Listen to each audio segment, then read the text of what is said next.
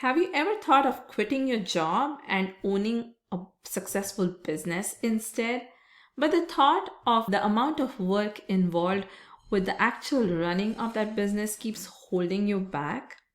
Stock market is a great way to own a piece of a successful business without any of the work involved with the actual running of that business.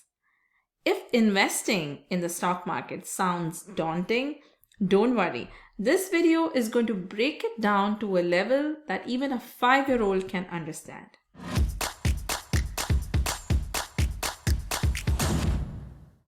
Hi there, I'm Avanti. I'm a mom, an investment analyst, and a CFA charter holder. And I have helped dozens of women take control of their financial future. Subscribe to my YouTube channel and follow my Facebook page so you can learn how to build your own wealth through investing. This video is the first in my series of videos on investing in the stock market for beginners with a non-financial background. And if you're a veteran investor, this may be like a refresher course for you. Just last week, I was at Walmart with my 5-year-old picking up a pair of Crocs. She asked me where the name Walmart comes from. So I seized the opportunity to make it into a teachable moment to explain her how the stock market works. See, I told you this video is going to break down the stock market to a level a 5-year-old can understand. Everyone knows Walmart. So for those of you who don't know, Walmart is a multinational company that operates discount stores. And it was started in the 1960s by Sam Walton. The name Walmart is inspired from FedMart, another chain of discount stores that no longer exists. So back in 1945, Sam Walton bought a store that was part of another franchise. Soon it became successful, so he opened another store near the first store. In 3 years, his revenue had grown 3 times. Seeing the success of his stores, his landlord refused to renew his lease. So he had to seek another location where he could open a store. And for that, he had to borrow $20,000 from his father-in-law. As Sam Walton saw success, he partnered with his brother Bud and his father-in-law to open more stores. Each partner may have contributed either their time, or money, or intellect to grow the business. And each partner in return may have received some ownership or equity stake in the business. And to grow their business further, Sam Walton asked his store managers to contribute into the business. So they would contribute their money, and in return, they would get some amount of minority ownership in the business. This is an example of a share certificate that each owner, majority or minority, may have received in exchange for investment in the business. This is taken from the Walmart Museum website. Let me explain you the concept of shares with an example. Let's say 2 people, I'm going to call them Jack and Jill. They want to open a pizza business. Both Jack and Jill are planning to contribute equally to the pizza place. So they decide to split their share equally. So each partner owning 50% of the business. If you're planning to start a business in real life, I always recommend setting up a vesting schedule unless you trust your partner more than you trust yourself to run the business. Also, don't forget to look into Election 83B. And don't forget to give some shares to a mutually trusted person who can break a tie in case of disagreements. I'm going to keep this simple, and I will give 50% equity to both Jack and Jill.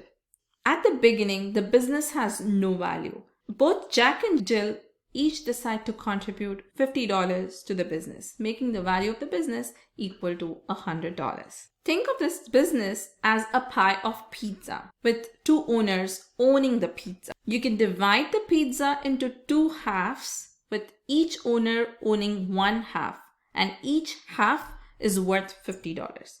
Or you can divide the pizza into 4 quarters. Each owner would own 2 quarters, and each quarter is worth $25. Or you can divide the pizza into 100 slices, with each slice representing $1, and each owner gets 50 slices. The number of slices the pizza gets divided into is the total number of shares in the business.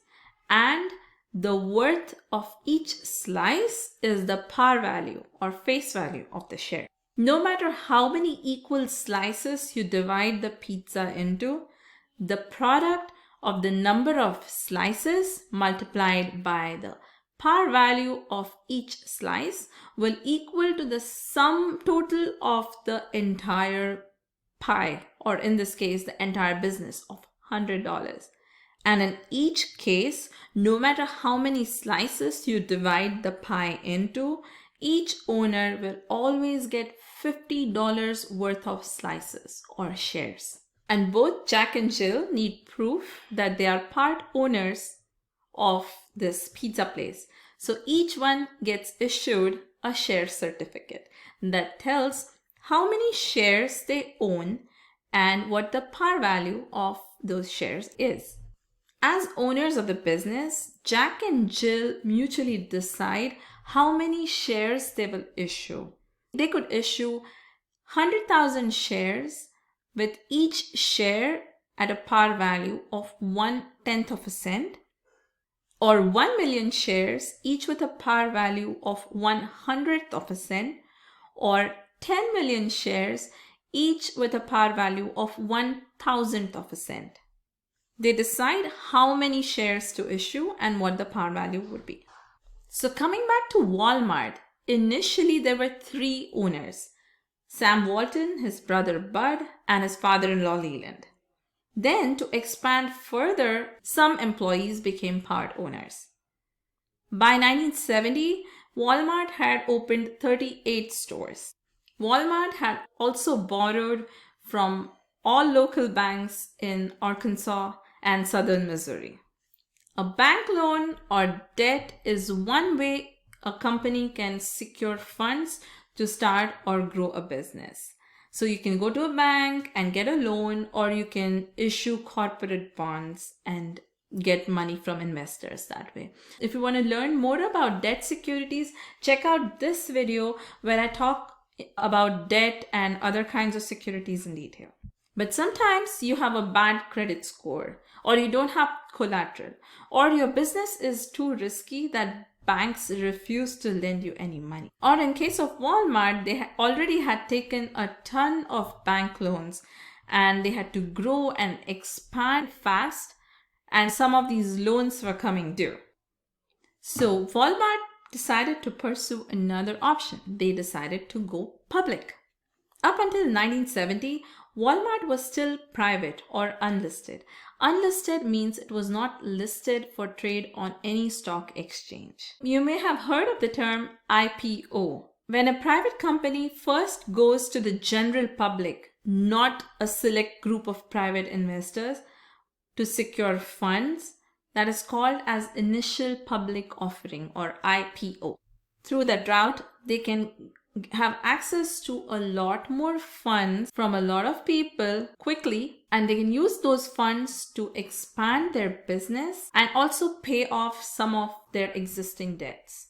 Let me explain this IPO concept with our pizza place example. Let's say it's been 2 years since Jack and Jill started their first pizza place. It did really well, so they opened 5 other places.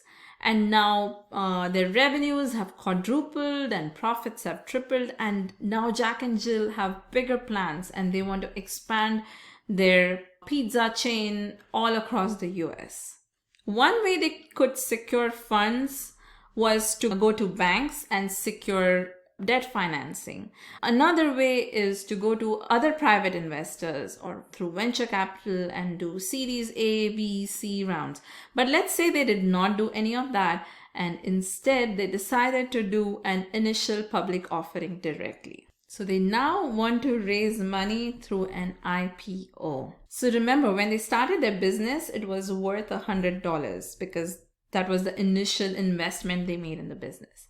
Now, with their plans of expansion, they made some projections, after which they came up with a valuation of their business. We're going to talk about valuation at a later point in this series. But let's say they came up with a valuation of $50 million for their business. And let's say they also calculated that they're going to need an additional $10 million of funds to be able to fund that expansion. That $10 million is worth 1/5 of their valuation. So they would have to sell 1/5 of the company to the public by issuing new shares. They could also sell some of their shares, but they could issue new shares such that the total number of shares that are with them would be 4/5 of the total company. Now, Jack and Jill can work with an investment bank to make their company listed on a public exchange. And the company stops being a private entity and becomes a public or a listed company. Simple? Actually, the process is a lot more complicated than that, but I just want to give you a general idea of how a company stops being a private entity and becomes a public entity that can then trade on an exchange. Companies can choose to trade on one or more exchanges. I will talk about exchanges in detail in my next video in this series. But think of an exchange as a marketplace where you can buy and sell shares. To find a list of upcoming IPOs, you can go to New York Stock Exchange or NASDAQ sites. They are linked in the description. If you like what you've heard so far, please smash the like button. And if you haven't already, please subscribe to my YouTube channel and follow my Facebook page so you get access to all my latest videos. I post new videos regularly. And to help you better allocate your income, I have linked my personal budgeting worksheet in the description, so don't forget to grab that. Now let's talk about how you can make money in the stock market. There are two main ways you can make money in the stock market. The first way is to sell your shares at a price higher than what you bought them for. Let's go back to our pizza place. Jack and Jill started the business, which was initially valued at $100. And let's say they issued 10 million shares to begin with. When they went public, the business was valued at $50 million.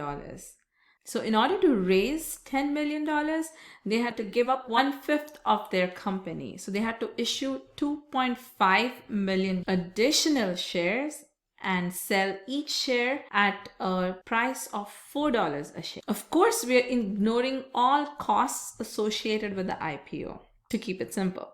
See how the price of each share went up from 1/1000th of a cent to $4 a share. So initially, Jack and Jill had 50% share in the business. After the IPO, each of their stakes became 40% because they issued 2.5 million additional shares. This is called dilution. If you want to learn more about the process of the IPO, let me know in the comments and I can create another video that explains the IPO process in detail. After the IPO, the stock starts trading on an exchange and the price of the stock moves up or down based on demand and supply. When the prospects of the company look good, the demand is high. Supply is the same. So there is an upward pressure on the price, which means the stock starts trading at a higher price. The reverse happens when the perceived prospects of the stock look bad. If you had purchased 10 shares of the stock at $4 a share, and in a couple of days the stock starts trading at $5 a share, you can now sell those 10 shares to generate a profit of $10. Because you can sell them at $50 and the net profit would be 50 minus 40, which is $10. The profit you make is the difference between your sale price and your purchase price, minus any commissions or trading costs that you incur. If the difference is positive, it is a capital gain. If the difference is negative or you sell it at a loss, it is a capital loss. If you buy shares of any company on exchange, and you sell them within a year of making that purchase at a profit, you generate a short-term capital gain. If you hold the security or a stock for a longer duration, longer than a year, you generate a long-term capital gain. Short-term capital gain is taxed at your marginal tax rate, which is usually higher than a capital gain tax rate, which is what you will incur if you hold the security for longer than a year. A long-term capital gain is taxed at a lower rate. It's either 0% or 15% or 20%, depending on your level of income. So be very cognizant of taxes when you're investing. I have linked my income tax calculator to determine what tax bracket you fall under in the description.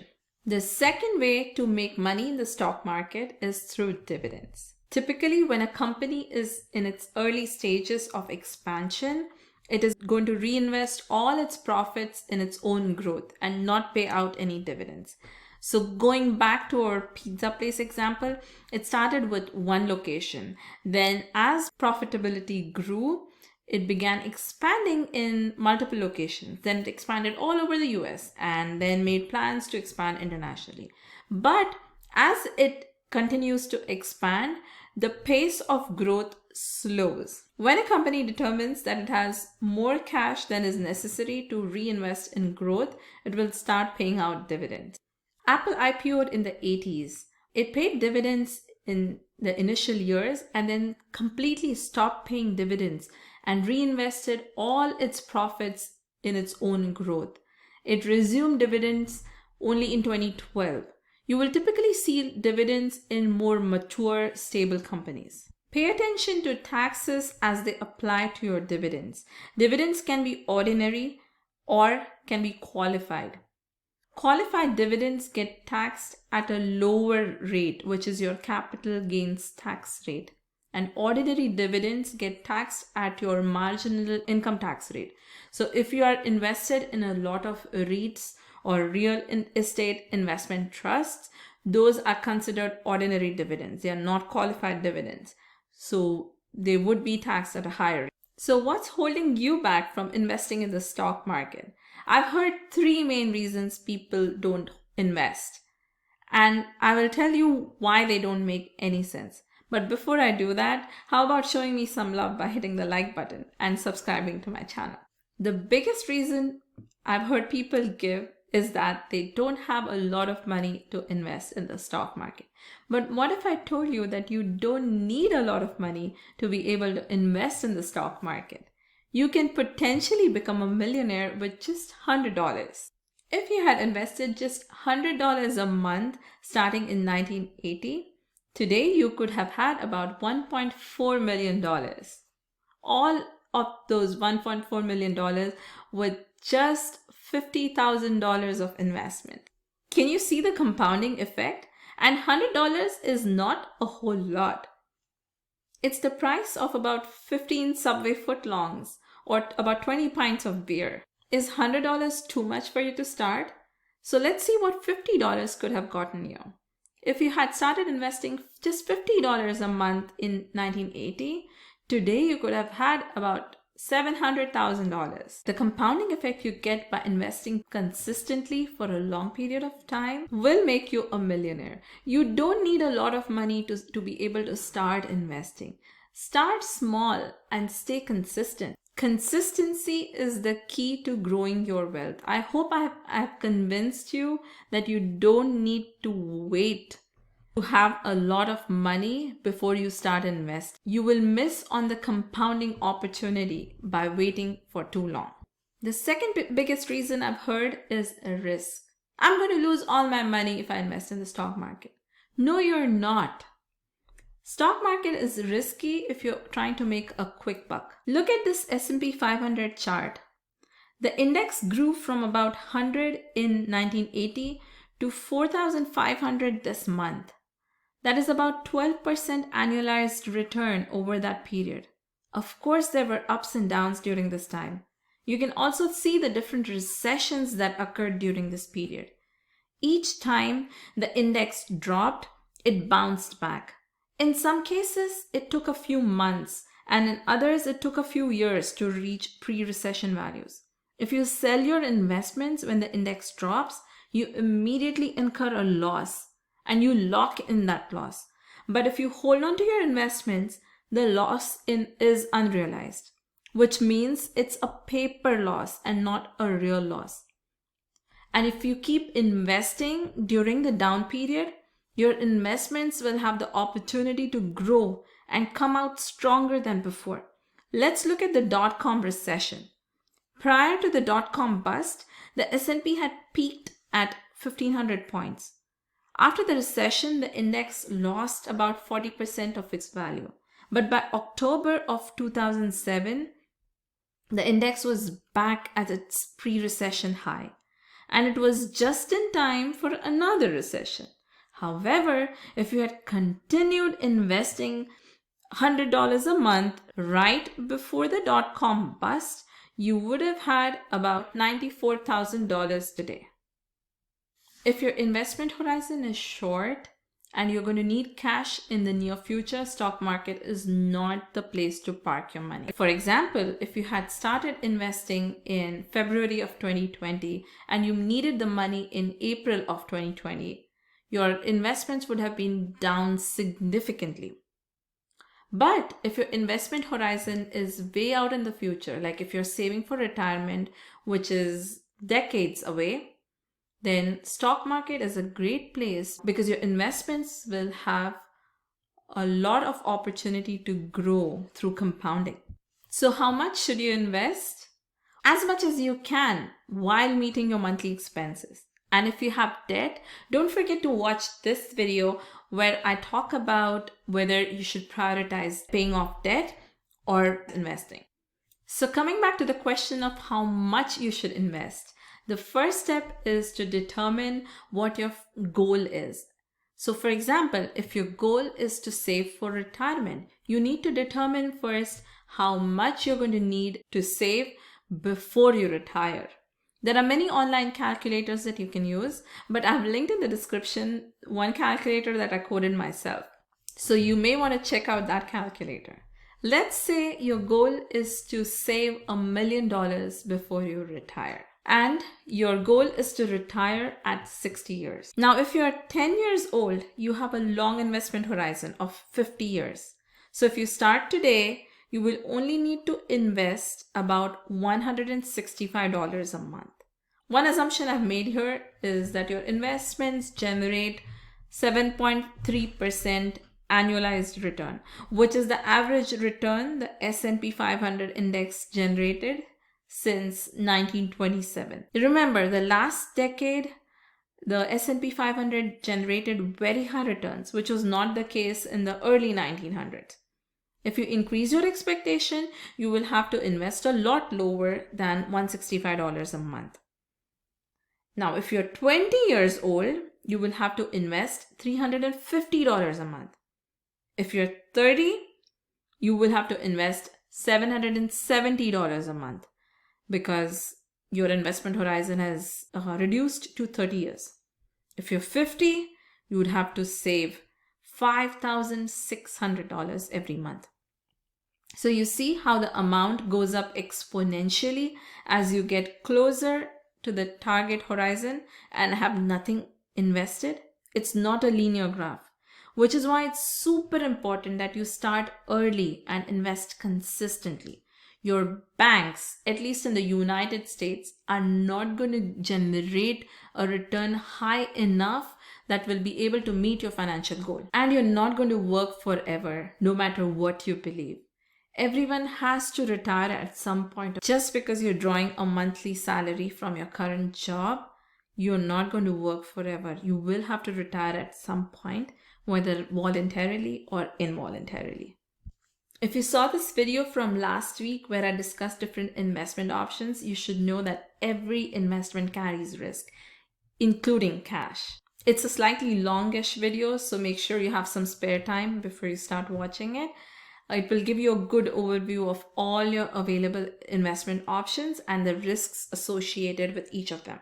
Also, if you're not sure how to determine your investment goals and what your investment horizon is, don't forget to watch this video where I discuss all those concepts in detail.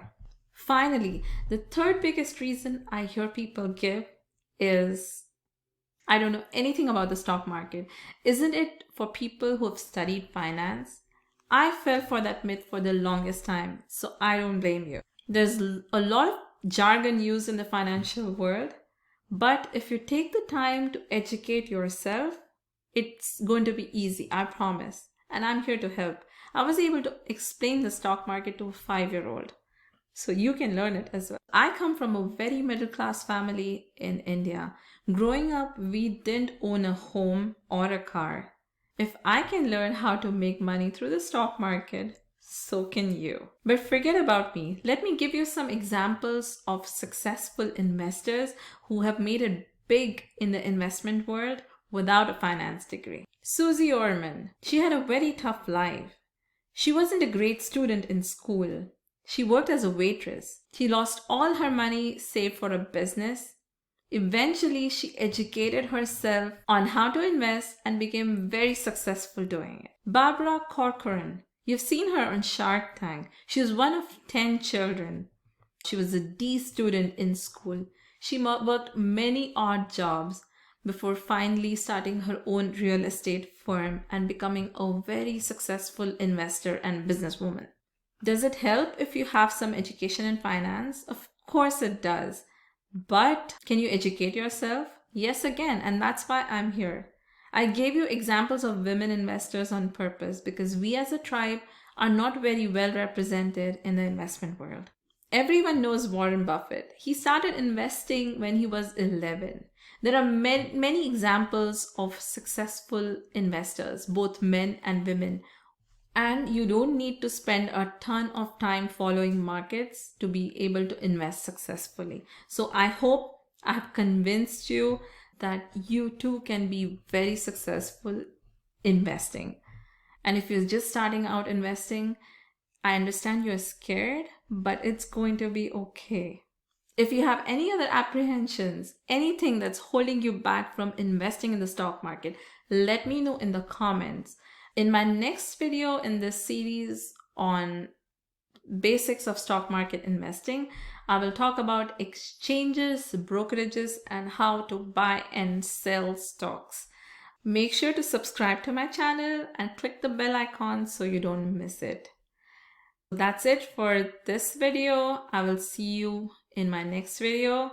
In the meantime, don't forget to be happy, to be kind, and to be your best self. And here are some more videos I think you will enjoy. I would really appreciate your hitting the like button and sharing this video with your friends and family. It will help me reach more people.